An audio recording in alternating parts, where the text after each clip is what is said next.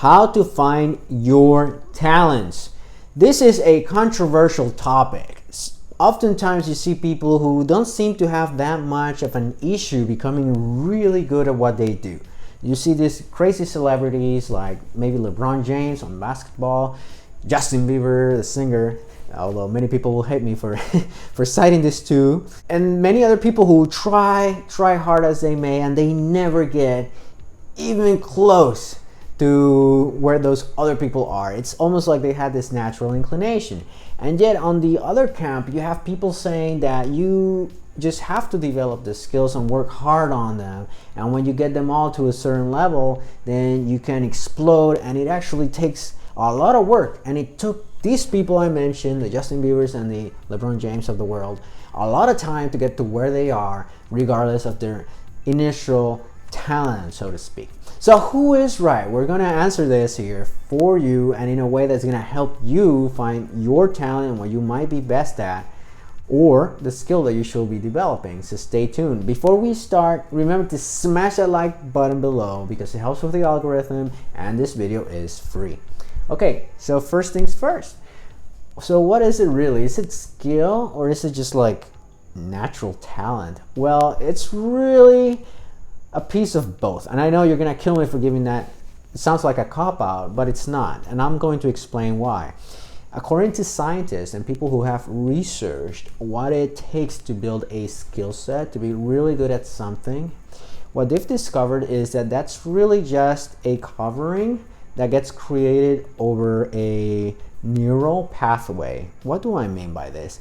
Whenever you think of something, maybe it's writing a word, maybe it's moving your arm like this, maybe it's standing, looking down, whatever it is we do when it comes to movement, when it comes to skill sets, what we think, they are really different neural pathways in our minds that have to do with the brain and the neurons, right? So neurons, they connect with each other. They're sending messages that lead us to actually perform the activities or movements that we end up doing, right? I hope I haven't lost you so far.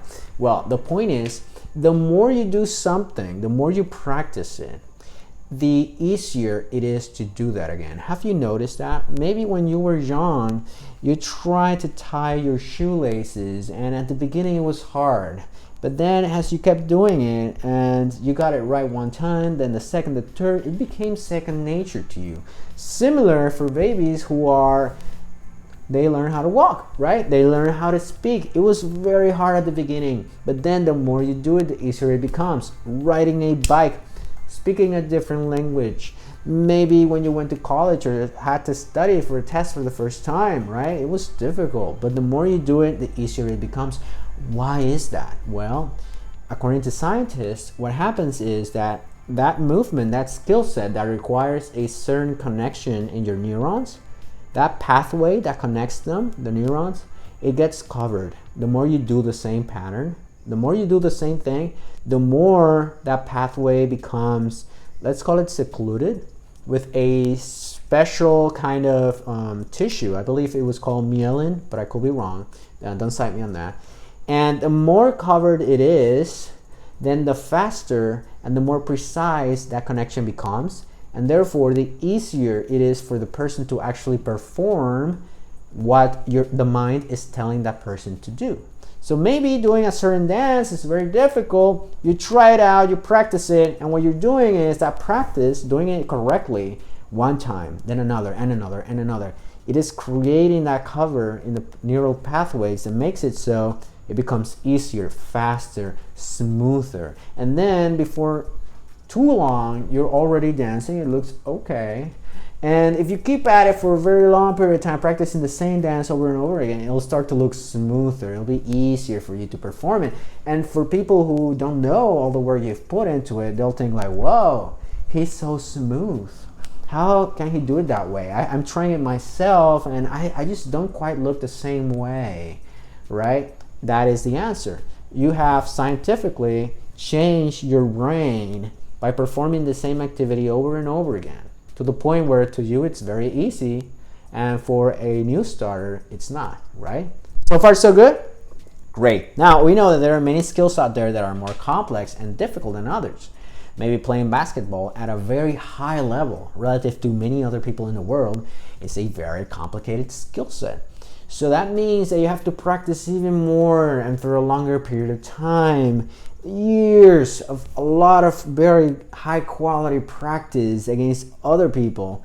And you will probably need other advantages like maybe height, maybe a natural predisposition to like doing that. Because if you don't actually like doing that naturally, how are you going to put in the hours required to build that skill set, to build that covering in your neural pathways that will change how your brain works and therefore make it so that you are much better at doing that? You get what I mean? So that's what I mean when I say you need both. You need to build a skill set, but in order to build that skill set to that high level, the amount of work required pretty much necessitates that you like what you're doing, that you like it so much that you're just gonna keep doing it. Even when you don't feel like doing it, you'll do it. And therefore, you will keep building that skill set and you'll get to that point where perhaps you are world level. Now, many people have touted the famous 10,000 hours. That's a lot of time, and that is something that has to be born in the data as well. That is a good amount of time to get, let's say, world level at a skill set, but it depends on the skill set. Some skill sets in some areas that are less competitive may require only 5,000 hours. Other skill sets may require 20,000 hours, depending on how complex that skill set is. And that actually takes a lot longer for someone to develop that skill set and to be able to do those things at such a high level. This is interesting, but that's the case. I mean, when you see people like Kobe Bryant, right? I keep throwing NBA stuff, but that's just what's on my mind right now. He keeps saying, dude, I woke up at 4 a.m. in the morning because I knew that I will get so much more practice done every single day as a reason. And this is how he justified it. He said, I knew that by the time I retire, this is Kobe Bryant speaking, I wanted to be sure that I had done everything I could to be the very best basketball player I could have been, right? This was in an interview, right, that he mentioned that. And he also said, what makes you a better basketball player? Well, that is literally a function, or that depends on how much you practice and how long you practice. In other words, the more you practice, the better a player you are. And that's what he was doing. But what is practice? Practice is literally building, like we mentioned, that covering in your brain between the neural pathways so that that which you're doing becomes easier, smoother, faster. You don't even think about it and it's done, right? That's what he was doing. The more you practice, right? And that, all that practice over such a long period of time is what managed to make you really good.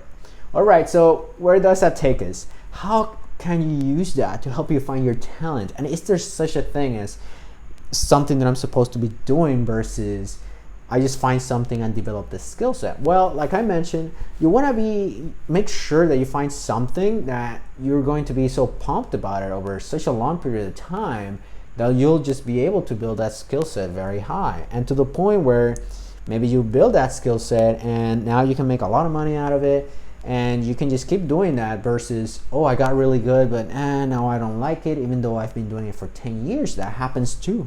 You've seen people switching careers like that, right?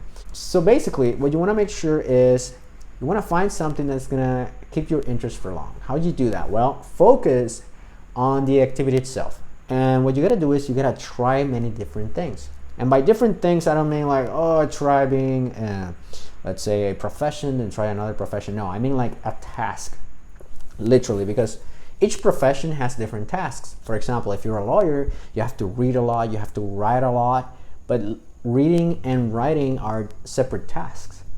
Maybe you really like reading, maybe you really like writing, but not necessarily both. And what kind of writing? Do you like scientific writing? Do you like literature? Writing literature? Do you like writing sci-fi? Do you like technical writing? Do you like creative writing? Do you like writing that has to do with advertisement stuff, right? Marketing. There are many different types. So you have to find your own little small niche that you really enjoy so that you can then start building that skill set along it. something that you're going to be interested enough that you're going to start looking online, talking to people who are doing it, people who are better than you, learning different skill sets, applying them, doing them, continuing to do that, so you can actually build that out to a point in which you can have a very good living for yourself by doing something that you have mastered to a certain extent, right? So what other thing could we do beyond just like, oh, trying a bunch of things in order to find that talent or that thing that I should be focusing on to build that skill set on, right? Well, beyond just trying it, and like I said, activities like either write or read or listen and translate, right? Or selling things or reselling or persuading people or building or creating, like that's how I want you to see the activity, right? More than anything else. But other than that, something else that you could do for that is also just thinking of, many people have mentioned this, but I think it has, according to many good stuff that I've seen, it seems to be a good piece of advice. And that is, look into what you enjoyed and what you have enjoyed for a long time in your life, ever since you were a younger person. For example, do you like games? Do you like video games? Do you like crunching numbers? Do you like performance arts? Do you like entertainment? Do you like filming? Do you like editing? Do you like coding? What are some of the hobbies that you have naturally had in the past? Those will give you a good inkling, a good idea of what it is that you could do in order to improve, in order to find that thing, that talent, that thing that you are naturally predisposed to work on for a long period of time, right? And that is my piece of advice for this video. Pick that one so that you can actually build that skill for a long period of time and be a very talented person.